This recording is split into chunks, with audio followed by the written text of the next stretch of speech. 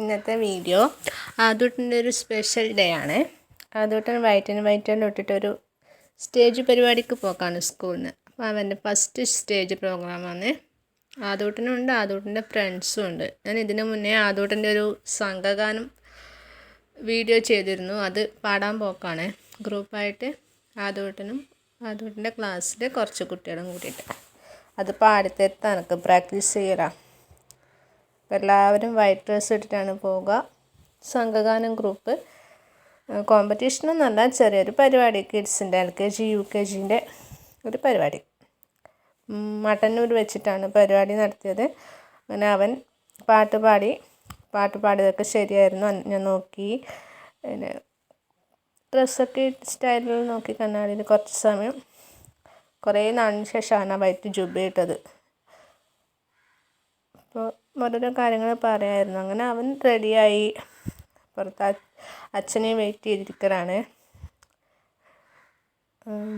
അച്ഛൻ വന്നിട്ടില്ല എന്ന് പറഞ്ഞ് പരാതി പറയലായിരുന്നു. അങ്ങനെ അച്ചു വന്നു. അശ്വിനായിരുന്നു കൊണ്ടാക്കിയത്.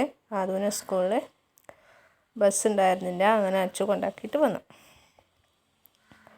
അച്ഛൻ കൊണ്ടാക്കും, അമ്മ കൂട്ടാൻ വരണം. അച്ഛൻ കൊണ്ടാക്കും, അമ്മ കൂട്ടാൻ വരണം എന്ന് പാട്ട് പാടിക്കൊണ്ടാണ് പോകുന്നത്. അങ്ങനെ അവർ പോയി. ഞാൻ ഉറപ്പായിട്ടും കൂട്ടാൻ വരുമെന്ന് പറഞ്ഞു. അവർ പോയി. അങ്ങനെ അതുകൊണ്ട് ഫ്രണ്ട്സ് മാത്രമേ ഉണ്ടായിരുന്നുള്ളൂ. ഇന്ന് ലീവായിരുന്നു ക്ലാസ്. അങ്ങനെ അവർ പാട്ട് പാടിയിട്ട് വന്നു. പാട്ട് ഞാൻ ഓൾറെഡി അപ്ലോഡ് ചെയ്തുകൊണ്ട് ഇതിനകത്ത് ആദ്യം വീഡിയോ വിടുന്നില്ല. ഇവരൊക്കെ ആയിരുന്നു കുട്ടികൾ.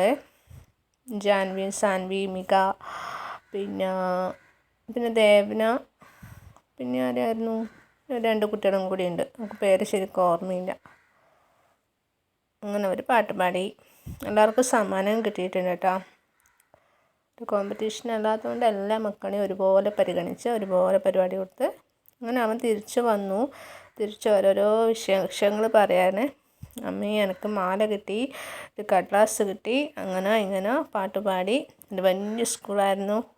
സ്കൂളിലൊരു കുളമുണ്ട് മുറ്റത്ത്, അതിൻ്റെ അകത്ത് നീല വെള്ളമുണ്ട്.